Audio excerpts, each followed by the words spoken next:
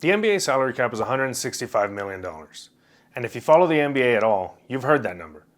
You've heard teams say they can't sign a player because of the cap. You've heard owners cry poverty. You've heard analysts talk about cap space like it's oxygen. Here's the thing nobody tells you.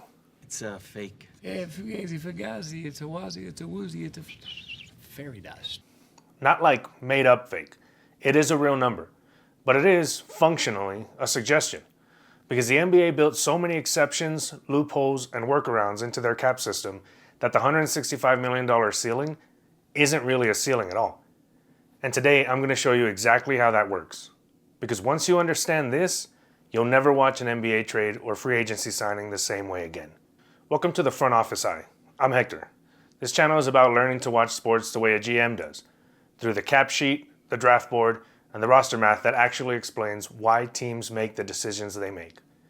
You realize the front office layer is the most ruthless, fascinating game happening inside the game. So let's get into it. So first, what even is the salary cap? What? Every year the NBA sets a number based on projected league revenue. This year it's around $165 million. The idea is simple. Every team has to build their roster within that number.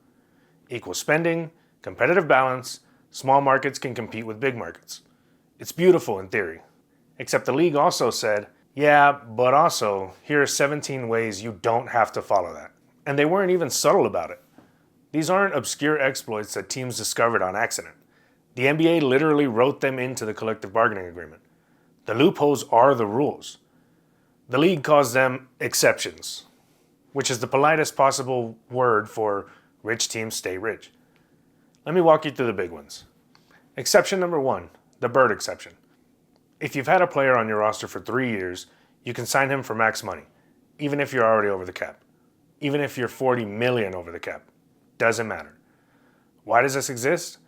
Well, the league said it was to help teams keep their own stars, which sounds reasonable until you realize it also means that teams who already have great players get to keep them and spend more. The rich get richer, built right into the rulebook. Exception number two, the mid-level exception. This one's for teams that are already over the cap. You'd think, okay, you're over the cap. You can't sign anyone. Nope. The NBA says here's a bonus $10 to $15 million you can spend anyways. The mid-level exception. Every team gets it. Over the cap, under the cap, doesn't matter. Now, $15 million isn't max money, but it's not nothing either. That's a real role player. That's the difference between a title contender and a team that's just good. And here's where it gets interesting. There are actually multiple versions of the MLE, depending on how over the cap you are. The full mid-level exception is about $15 million. The taxpayer mid-level exception for teams deep in the luxury tax territory is around $6 million. So the more you spend, the less bonus money you get. That's the speed bump. Except most big market teams just pay through it. Exception number three is the luxury tax. Okay, so here's where the soft cap thing becomes obvious. A hard cap means you literally cannot go over. NFL works like this, MLB used to. You hit the number, you stop.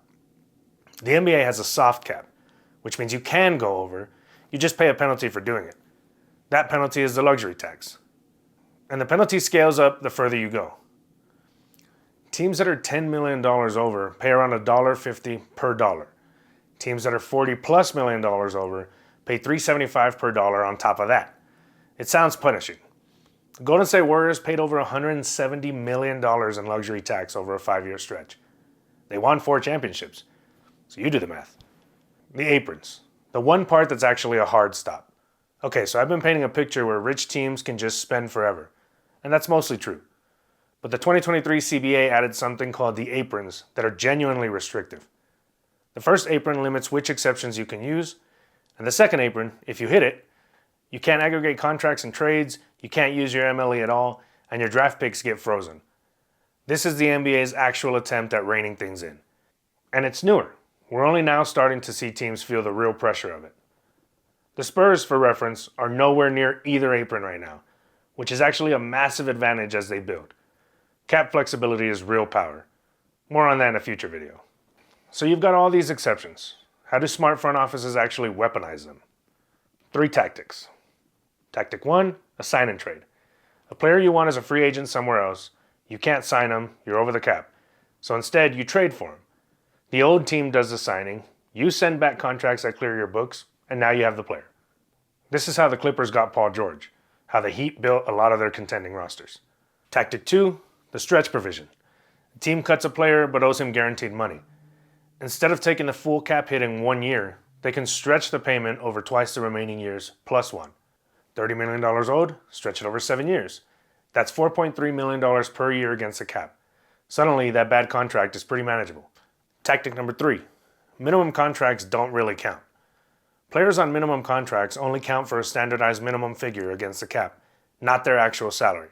So a veteran minimum player might actually get paid $3 million, but only costs your cap sheet $1.1 million. This is why contenders love veterans on minimums. It's essentially discounted labor. So here's the bottom line. The NBA salary cap is $165 million. But through bird rights, mid-level exceptions, sign-in trades, stretches, and minimum contract subsidies, the actual spend of a top team is routinely $350, $400 million when you add tax payments.